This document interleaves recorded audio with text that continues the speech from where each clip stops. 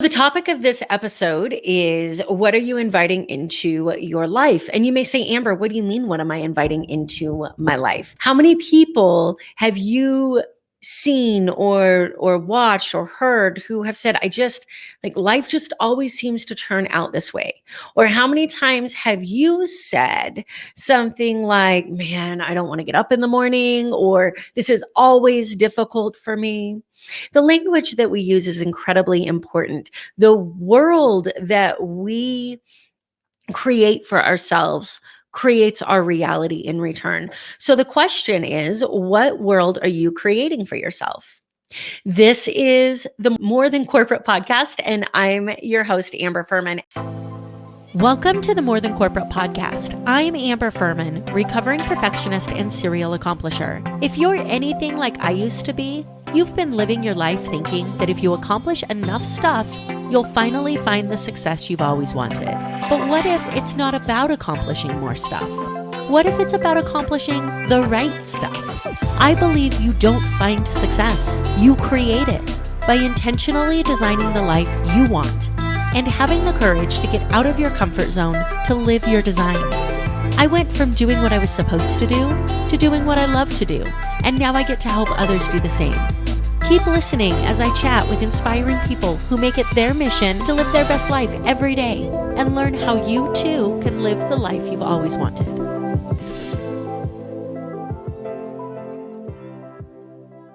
As always, I am live streaming this into the Success Center community. If you want to be able to jump into this conversation and interact, go ahead and head over to Facebook, join the Success Center community, and let's have some conversations. We were just talking about this in another episode of a podcast that I was doing for the On Air Brands guys.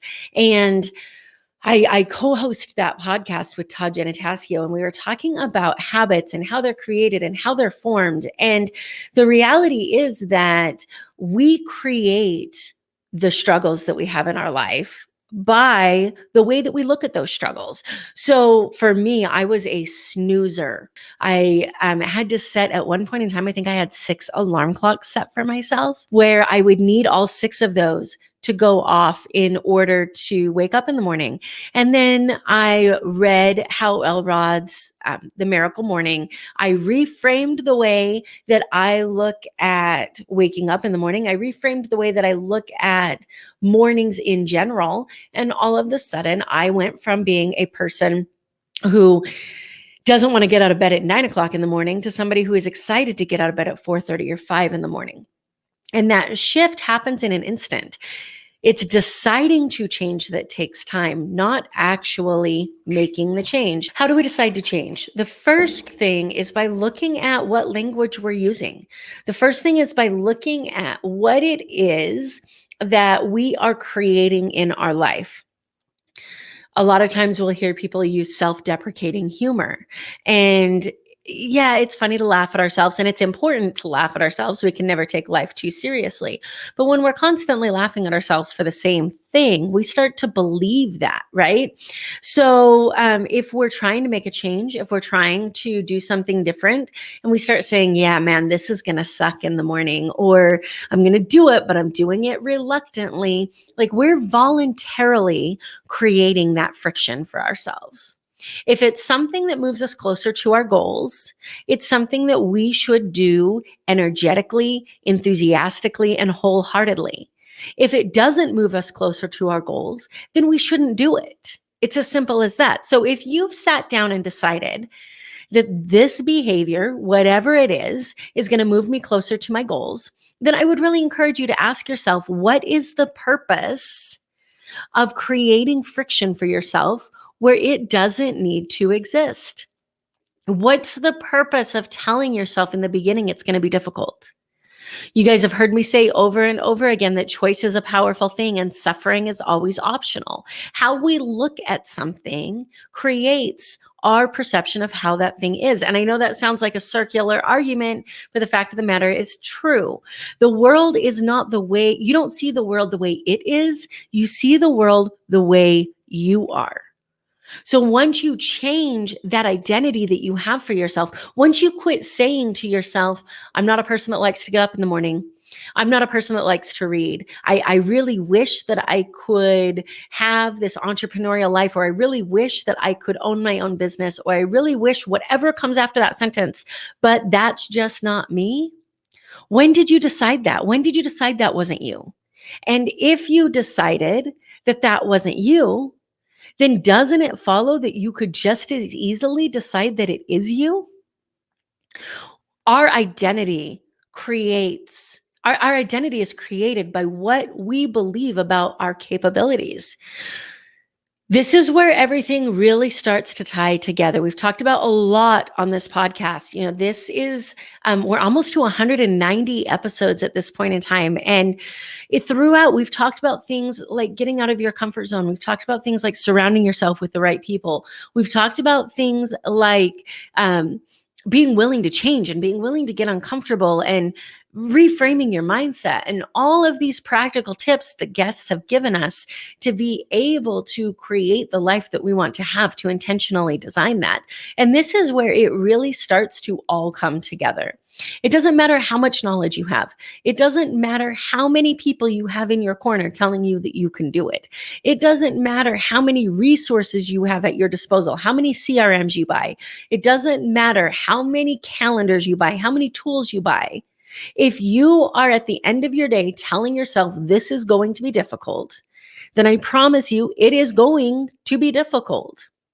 If, on the other hand, you're telling yourself this is going to be easy, this is going to be worth it, this is going to be a challenge, and a challenge that I accept willingly, whatever that statement sounds like to you, being able to reframe and say, okay, I made the choice that this action was an action I wanted to take.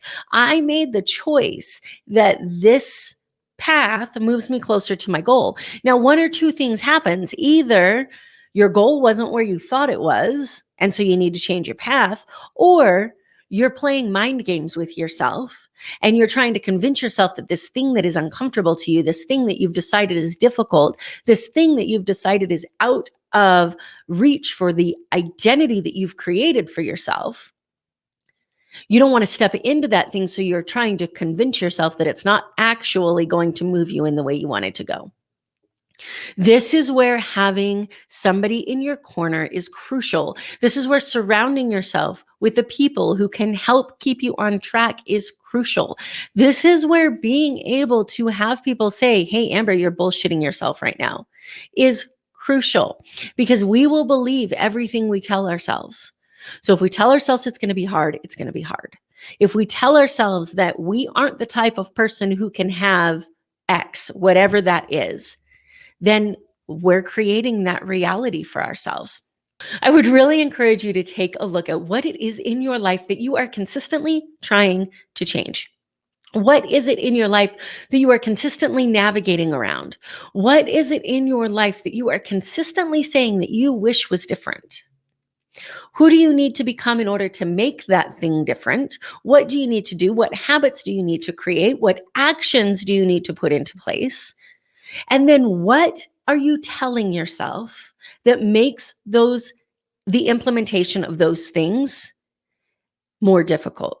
What could you tell yourself instead to create a better reality for yourself?